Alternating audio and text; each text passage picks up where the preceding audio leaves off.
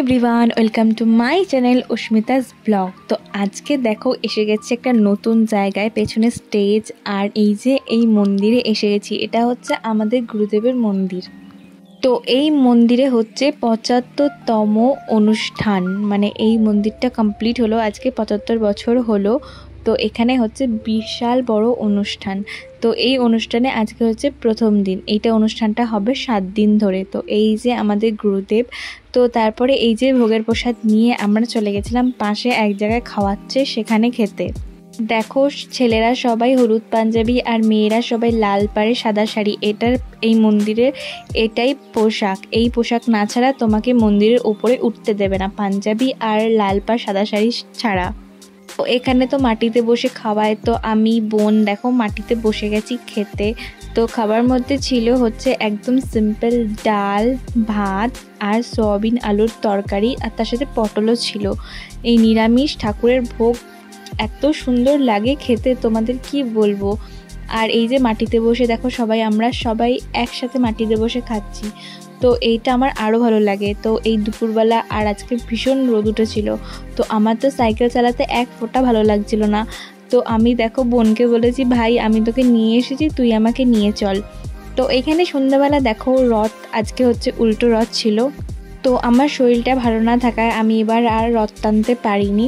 তো তোমাদের আমি এই রথটা দেখিয়ে দিচ্ছি। এটা হচ্ছে সেই রথ যেই রথের সাথে আমরা সন্ধ্যাবেলা গেছিলাম। তো তোমরা নিশ্চয়ই দেখে চিনতে পারছো, এটা হচ্ছে সেই রথ। তো জয় জগন্নাথ, আসছে বছর আবার হবে। তো তারপর দেখো সন্ধ্যাবেলা বসে বসে আমরা লুডো খেলছিলাম। আর ওই বোন দেখো কি বিস্কুট নিয়ে এসেছে। এই বিস্কুটটা আমি প্রথমবার দেখছি। এই বিস্কুটটার নাম হচ্ছে পটল বিস্কুট। এই যে এই চুটকিটা নিয়ে এসছে, আর ও এখানে একটু জিমন্যাস্টিক করে দেখাচ্ছে তোমাদেরকে। তো এই যে লুডো খেলতে খেলতে চলে গেছে কারেন্ট, তো আমরা অন্ধকারের মধ্যে বসেই সবাই লুডো খেলছি।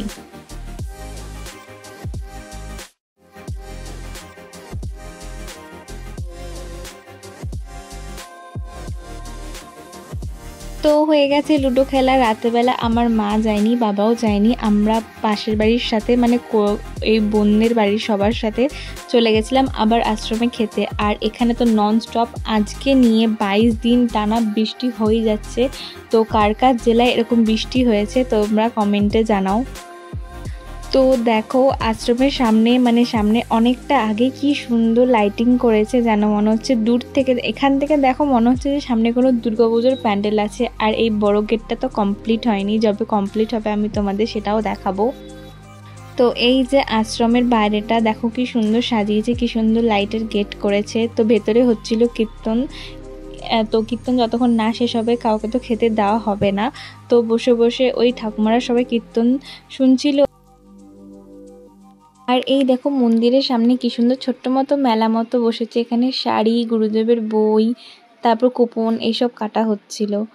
তো আমি তো ভেতরে যাইনি, আমার শরীরটা আগেই বললাম ভালো ছিল না।